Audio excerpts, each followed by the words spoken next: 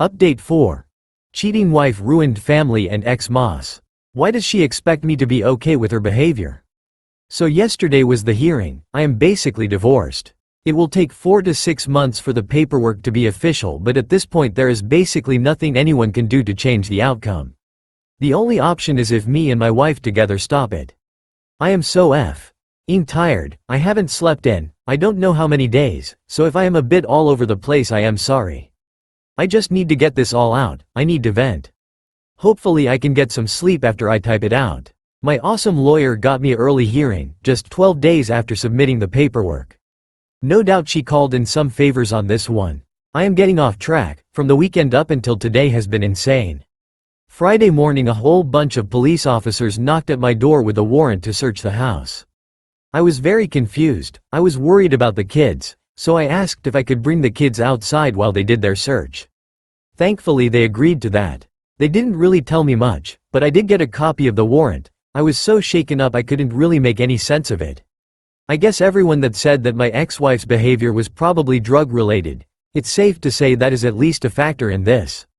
The cops said about completely trashing my house. I called my lawyer and she talked to them, but the warrant was valid so there wasn't anything that could be done at the time.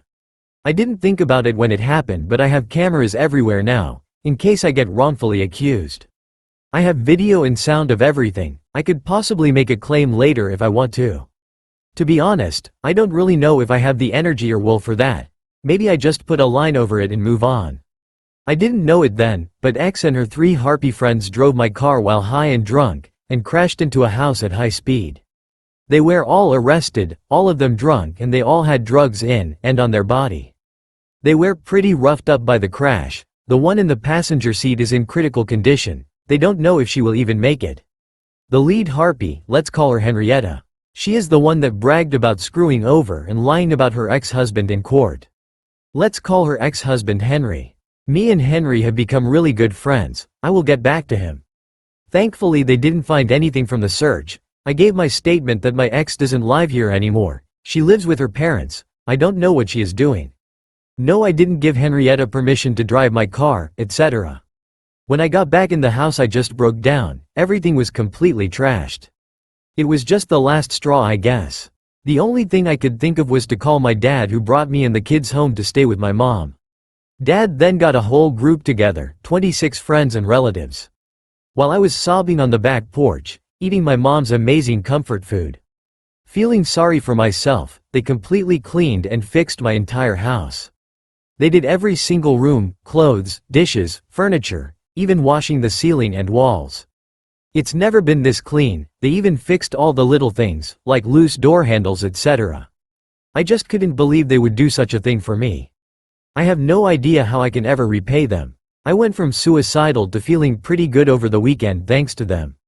Cops found more drugs at Henrietta's house and her boyfriend wasn't there. No babysitter either, just the kids alone. The kids were taken by CPS and Henry won temporary emergency custody Saturday after showing the judge the chat logs.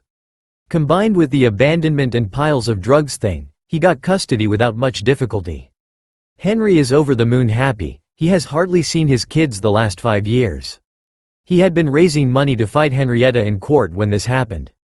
He still needs to go to court to make it permanent, but the odds are really good at this point. Everybody thinks Henrietta will have to serve time. If her friend doesn't make it, probably serious time. After that he will try for child support and compensation for all the crap Henrietta did. He isn't expecting much on this though. And to be honest, I think he doesn't want to waste his time fighting in court. He wants to be with his kids and make sure they have a good life. It's pretty clear that Henrietta has been very neglectful towards them. Bob has been a champ and set Henry up in a rental apartment through a friend. I have come to realize that I know practically nothing about Bob's private or professional life. I intend to remedy that. Anyway, I am off track again. Henrietta was at the wheel when she drove off the road and into a house. They were all pretty banged up, and due to the situation, the alcohol and the drugs, search warrants were issued for everyone residence. X is still registered with her residence at my house. I decided on Sunday that I am selling this house and moving away ASAP. I am afraid this will probably happen again.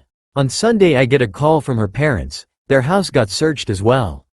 They had visited their daughter in jail on Saturday and they no longer trust anything she tells them.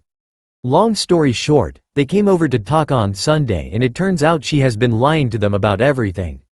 The nights she has been out partying and cheating. She told them that she was staying with me and we were trying to work things out. They had no idea what was actually going on or what she has done to me and the kids. They knew she cheated but they believed it was a one-time drunken mistake. That's basically what she told them. On Monday my wife calls me to try to get me to post bail. It's $15,000 and her parent have already told her no. After talking to my lawyer she made some papers that the bail is subtracted from the settlement until she shows in court and the bail is released. The agreement included her mother as the custodial of the remaining amount. My lawyer didn't want my wife to have any excuse for not attending the hearing, that's why she wanted me to get her out. X didn't really have a choice and she signed. She was released Monday afternoon. From what her parents tell me she refused to comply with the terms they had for her to continue living there. Terms like, stop doing drugs, commit to rehab, open everything policy, drop the bad friends etc. She apparently left their house on Tuesdays to stay with some of her new friends. She didn't show for the hearing, and after showing the judge everything including the events over the weekend I won full custody. The settlement is according to the agreement we made. It was quick, only 30 minutes. It will take 4 to 6 months to go through the paper mill. But in reality, it's done. There isn't really anything that can be done to stop this now. That brings us to today. I was unable to sleep. Everybody was congratulating me and treating me like I had some major victory. But it sure as hell doesn't feel like I won anything. This is just pain. I still love my wife.